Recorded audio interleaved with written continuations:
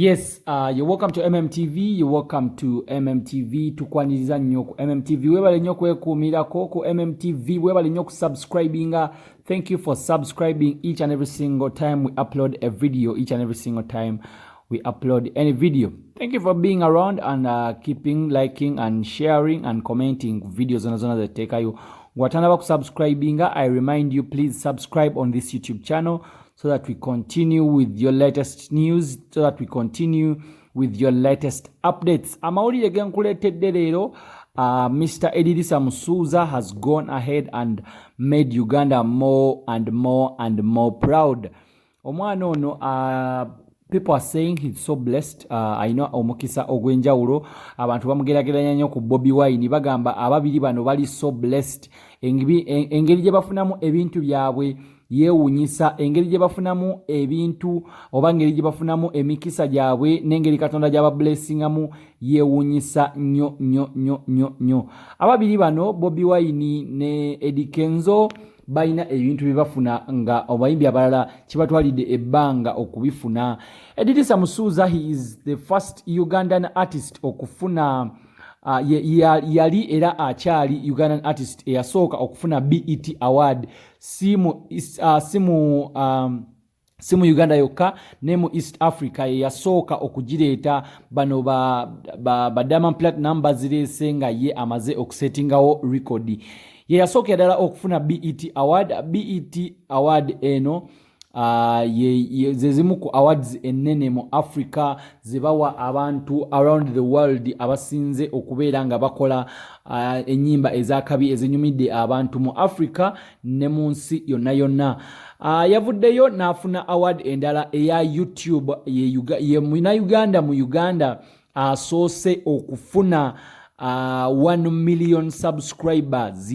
YouTube eno ba subscriber abakenzo awezeza a million number.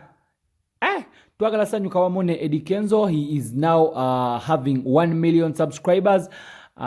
Twagala sanyuka wamu naye era mu Uganda yasoose okugifuna 1 million subscribers. Yasookedde dala okubanga afuna 1 million subscribers in oba on YouTube. He is the first Ugandan artist. YouTube eno egaba ebirabo oba negaba award ku bantu abafunye subscriber abenjawulo. Etandikira ku mitwalo 10, bwoweza emitwalo 10 nga bakuwayo aka silver, bwoweza million emu nga bakuwa real gold, nga bakuwa award eya gold eyo nga bw'ogiraba awo. Eddy Kenzo gye wangulidde kubanga ye muna Uganda asoose okugifuna mu Uganda. Yes, yasoose okugifuna mu Uganda. Eno ejirako erinnya lya omuntu abagifunye, nejirako ne ba subscribers boba otuuseeko nga bw'obalaba awo. Award eno eriko Eddy Kenzo, the first Ugandan to win the Golden YouTube Award. Kati awo erinnya lye ne babikyusa ne bamuyita the Golden Boy of Uganda. Remember, Paul Kafero bali bamuyita the Golden Boy of Africa. Kati uyo Eddy Kenzo yewangulidde erinnya lya Golden Boy of Uganda kubanga yasoose oleta gold mu Uganda.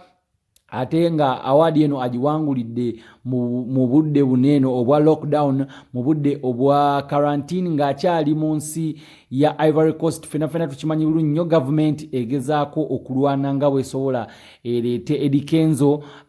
Era biri mu parliament bakyabyogerako Eddy Kenzo alabike nga atuuka mu Uganda neno award, because Eddy Kenzo awadde Uganda mileage y'amaanyi nnyo nga Uganda bajyogerako each and every single time, nga bajyogerako buli wamu wonna. Me personally, I think Eddy Kenzo deserves the award and Eddy Kenzo deserves the respect kubanga avaayo kenyine ne yeekabira n'agamba abantu tebamuwa kitiibwa oba balowooza takigwana naye. Okuva wano MMTV twagala kukuyozaayoza Eddy Kenzo n'okukwagaliza a new journey gy'otandise, n'okukugamba nti nno bannayuganda twekwate wamu, n'okugamba nti osharingeko waakawo oba waakawa abannayuganda abalala nabo basobole okuweza abasubscriber abo, because Uganda bwe twekwatanga wamu oba ekintu kyonna bwe twekwatanga wamu we can reach far away.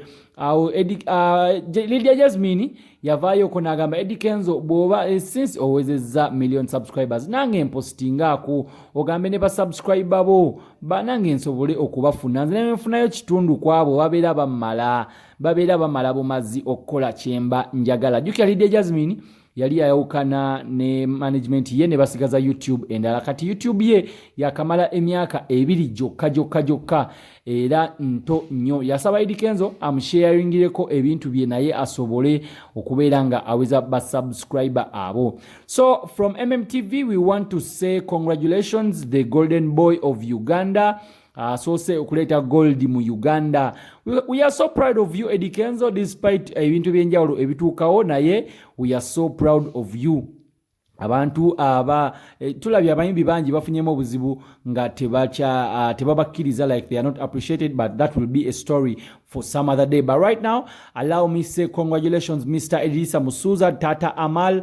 He's the first Ugandan to bring this award. Subscribe and keep on this YouTube channel, keep on MMTV, subscribe, we continue.